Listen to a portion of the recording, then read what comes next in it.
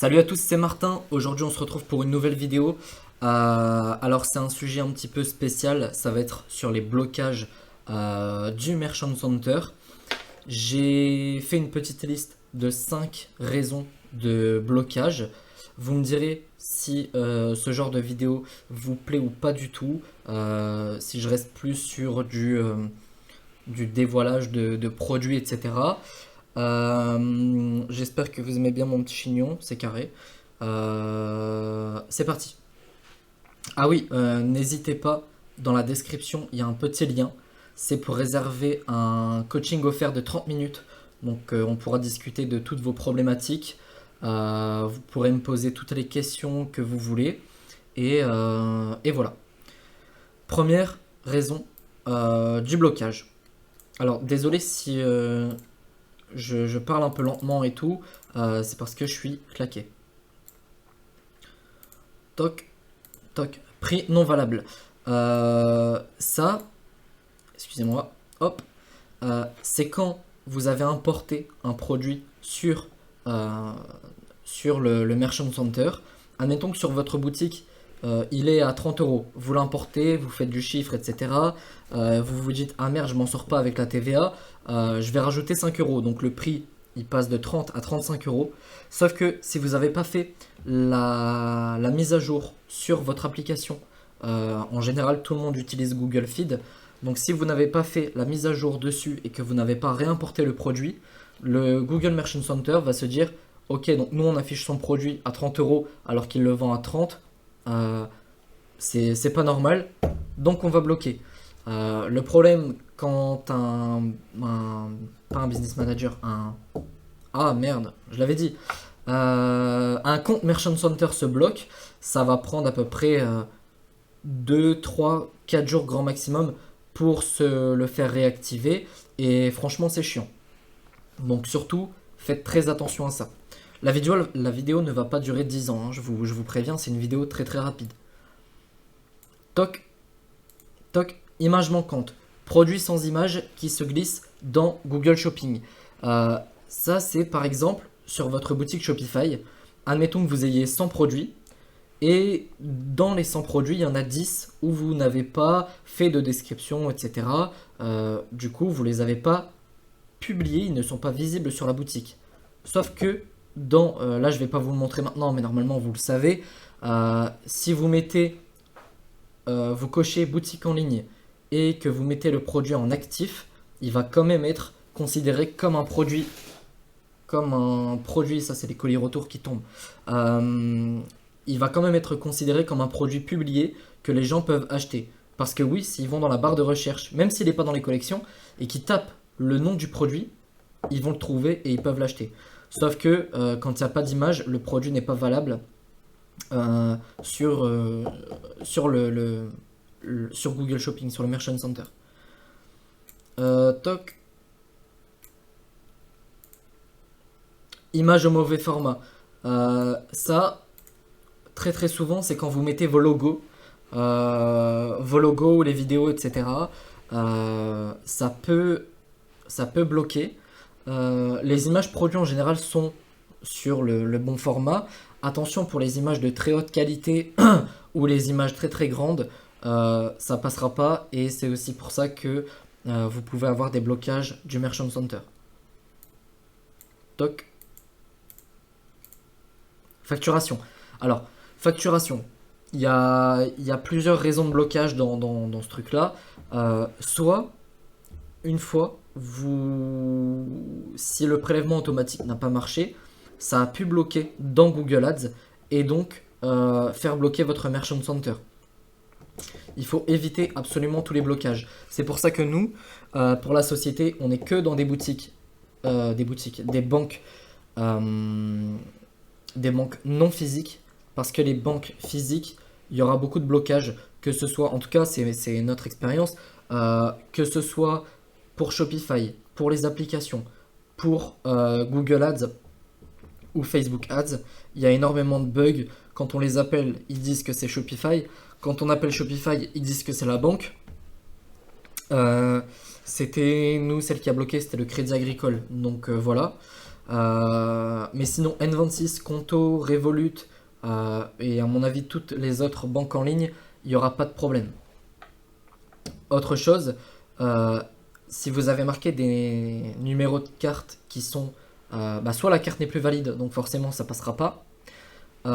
Évidemment, le truc d'avant par prélèvement, c'est quand vous mettez l'IBAN, etc., pour vous faire prélever automatiquement. Normalement, avec la carte, maintenant il y a le 3D Secure, donc je ne pense pas que ça passe. Il faut les faire manuellement. Donc, si vous oubliez que ça arrive à 500 euros de facturation, pour les comptes débutants, c'est 300 euros, hein, le seuil de facturation. Mais si vous êtes à 500 ou 300 et que ça ne peut pas débiter, Google va continuer un petit peu à diffuser. Vous pouvez arriver à 350, 400. Mais quand ça bloque, ça bloque. Et après, il faut recontacter Google, etc. C'est un petit peu chiant. Je me permets de boire une gorgée.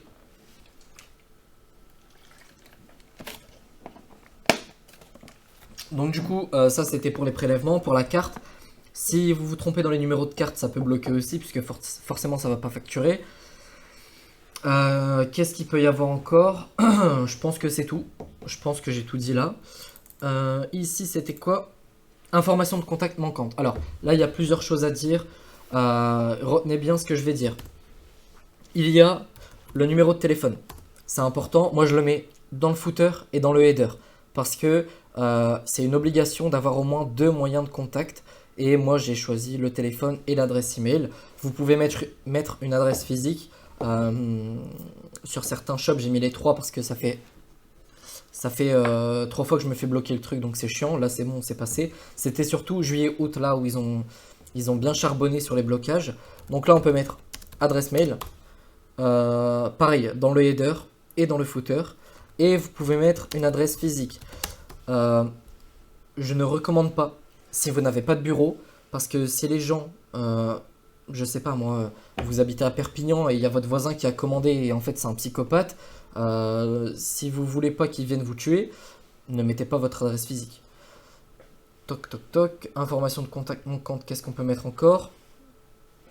Dans la FAQ. La FAQ, il faut que ce soit un truc hyper précis. Et donc ça, pareil, il faut remettre ça dans la FAQ. Il faut également les mettre dans la politique de remboursement. Si vous les mettez pas, vous allez vous faire bloquer. Politique de remboursement. Adresse physique obligatoire. Processus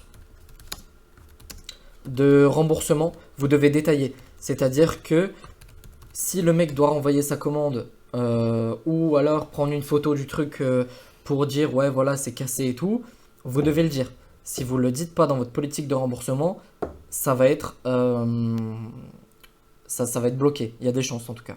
Alors, en fait, il y a tellement de comptes Merchant Center que c'est très dur pour eux de bloquer tout le monde et de faire des analyses de tous les sites. Mais par contre, ça va arriver. C'est-à-dire que pendant 2 ans et demi, j'ai pas eu de blocage jusqu'à ce que ça m'arrive. Et là, j'ai dû faire plein de changements sur mon site. C'était très chiant. Maintenant que c'est fait, c'est bon, je suis tranquille, tout est débloqué. Mais j'ai eu tous les problèmes du monde avec le Merchant Center. C'était vraiment une dinguerie. Ça. Et puis, je pense que là, j'ai tout dit. Qu'est-ce que je peux vous dire de plus? Pour l'instant, il n'y a rien qui me vient à l'esprit. Ah oui, ça c'est bonus. Ça c'est bonus.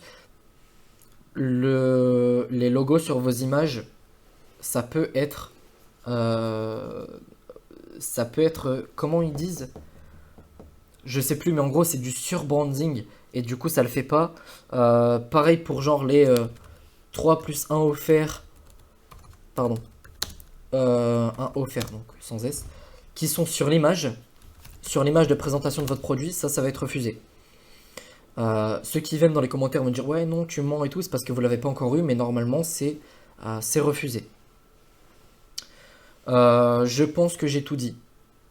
Sincèrement, si vous avez des questions ou des idées de vidéos ou n'importe quoi, vous me le dites dans les commentaires, je ferai une vidéo dessus. Bon, sauf pour me dire ouais Martin monte tes boutiques et tout. Non, je montre pas mes boutiques. De toute façon, ça ne sert à rien, pardon. Ceux qui cherchent les shops des gens, ça ne sert à rien. C'est-à-dire qu'un shop qui est là sur Google depuis 3 ans, vous pouvez faire la même boutique que lui, vous allez mettre vos pubs, il passera toujours devant vous. Parce que, bah ça c'est un petit point, je l'aborde vite fait. Euh, Google va prendre en compte la qualité de votre annonce, donc les mots-clés qui y sont, les textes dans les descriptions, les liens annexes, etc. Ça va vous donner une certaine note. Mais en fait, il y a une note qu'on ne voit pas. Plus vous êtes client depuis longtemps chez Google Ads, plus vous allez être avantagé par rapport à ceux qui arrivent. C'est-à-dire que moi, je donne un exemple. J'ai une boutique je vends des bouteilles d'eau. J'ai un coût par clic à 0,30 centimes depuis 2 ans.